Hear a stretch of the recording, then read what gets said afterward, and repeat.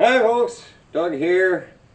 Ellis Car Customs Project Nomad episode 199.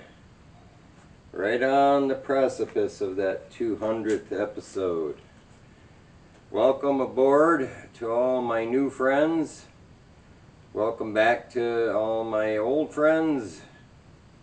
And glad you could make it.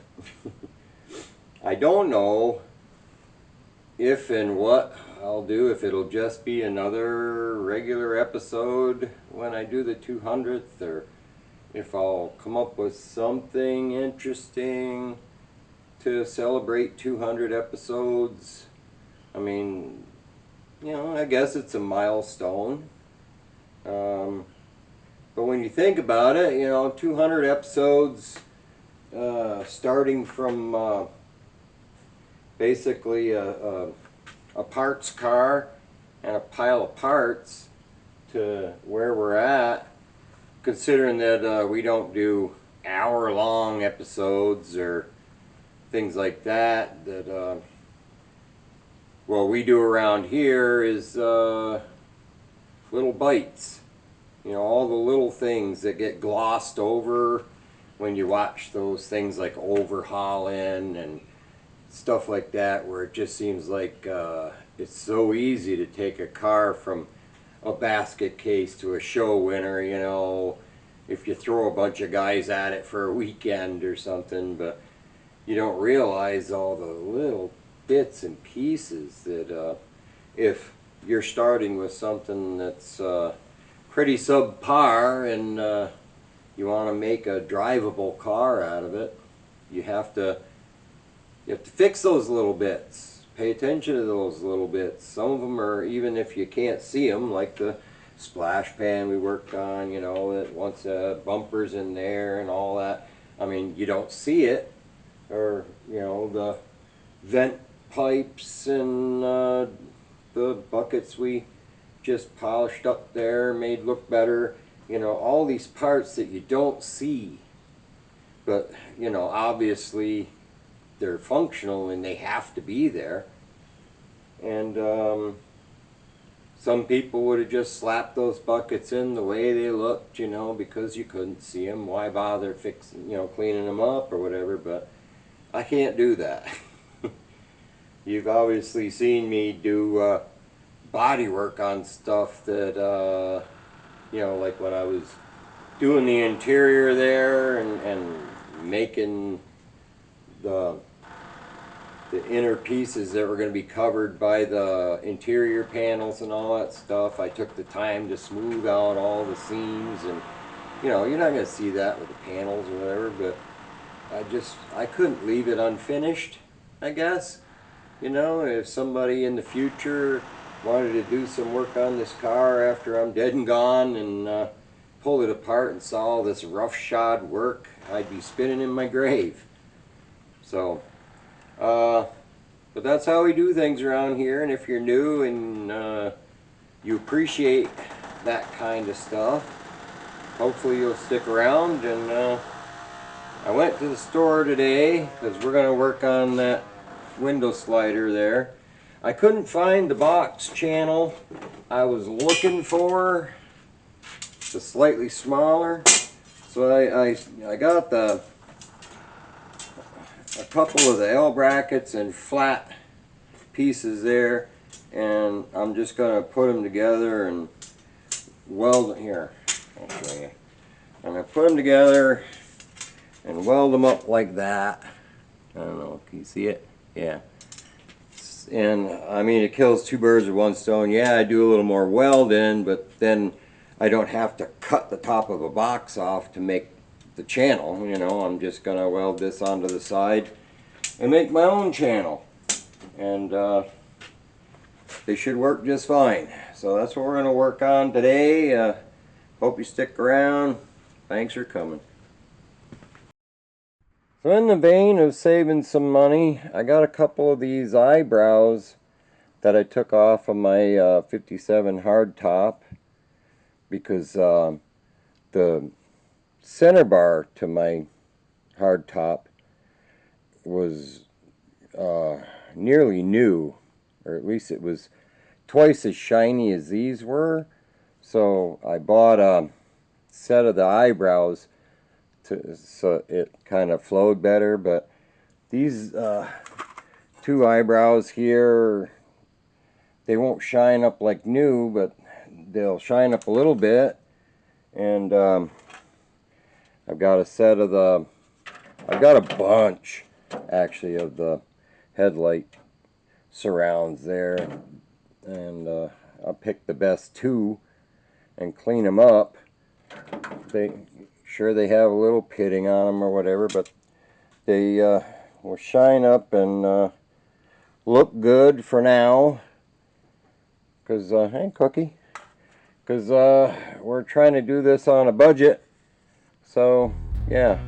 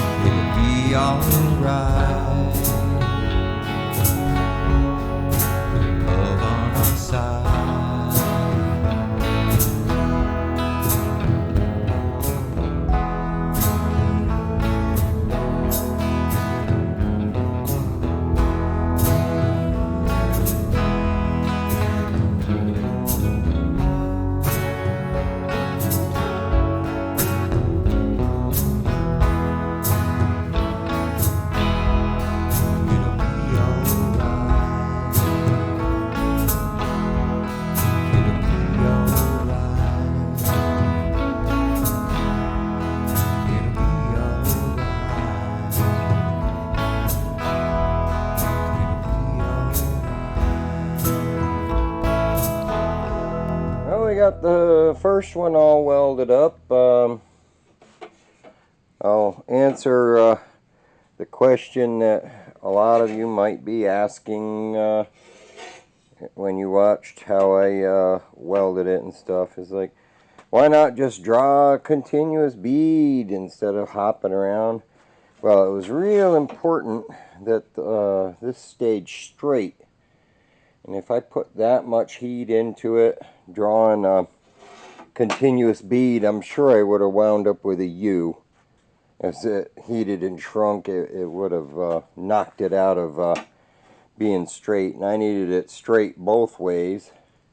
So that's why I did it the way I did it. Just hopped around, and I welded it, then I ground it to see what parts still needed a little more weld, and then I went through, welded it, and ground it again until I had what would amount to a continuous bead.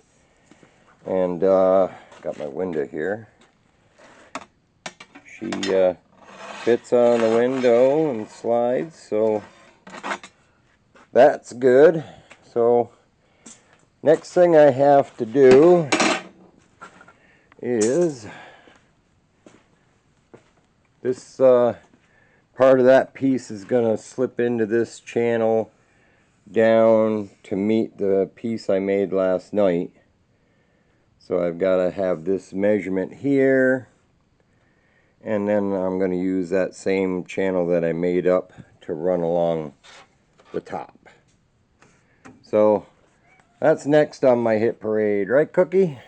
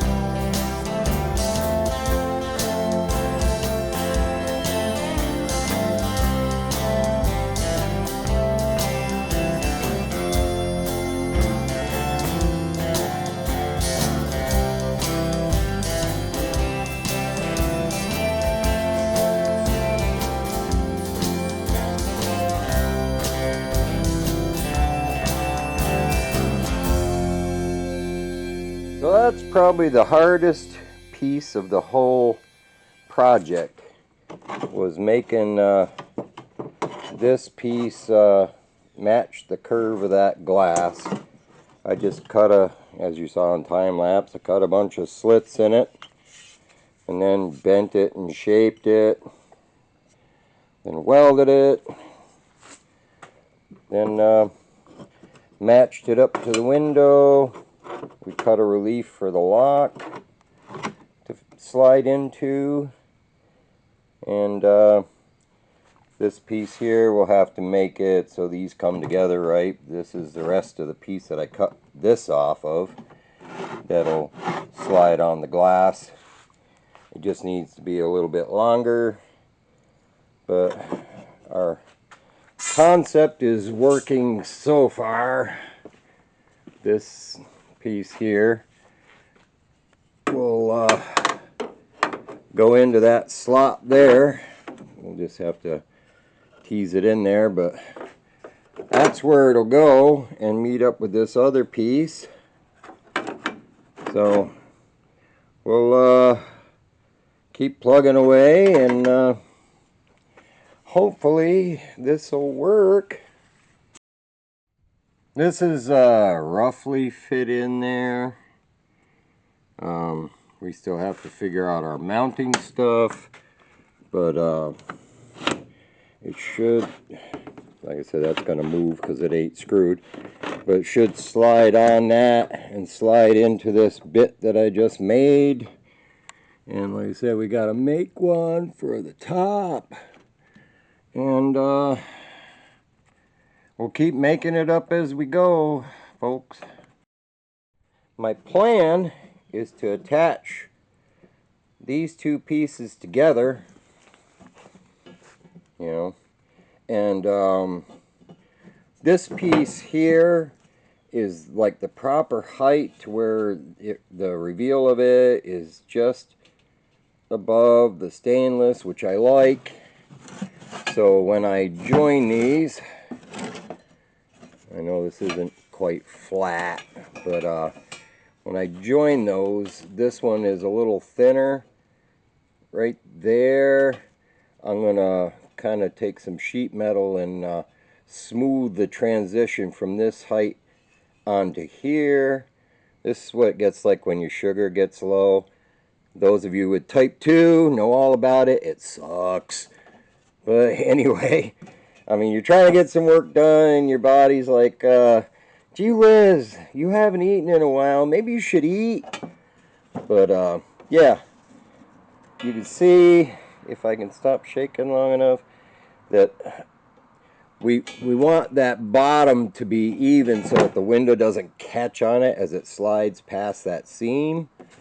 And so we're gonna even up the bottom, and then, like I say, I'll just transition that onto here and feather it in so that it all looks good. And that's how we'll make that. And then, like I say, I have that Velcro stuff I showed in the previous episode that'll line the inside to cushion the glass, and we're making progress. So that's what I've got for you today, folks, in Project Nomad Part 199. Next episode will be the big 200th episode extravaganza. I have thought for like the 200th episode, I'd like to give a shout out to a lot of the folks that helped me along the way, and a lot of the channels that I feel like are my brother channels and things like that. So I want to get a list together, and I want to be able to thank everybody who's got me to where I am today.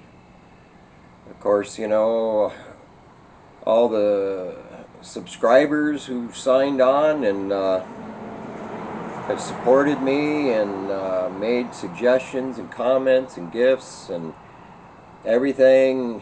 You know, I can't thank everybody enough for that. And like I said, I think I'll use the 200th episode. I'm sure I'll get some work done too. But I just want to, you know, use that opportunity, a milestone like that, to give shout outs to people who've really helped my channel grow, and hopefully I've helped them out too along the way. I try to as much as I can. So thanks for coming, thanks for hanging out, thanks for supporting me, and we'll see you on episode 200. Take care, everybody.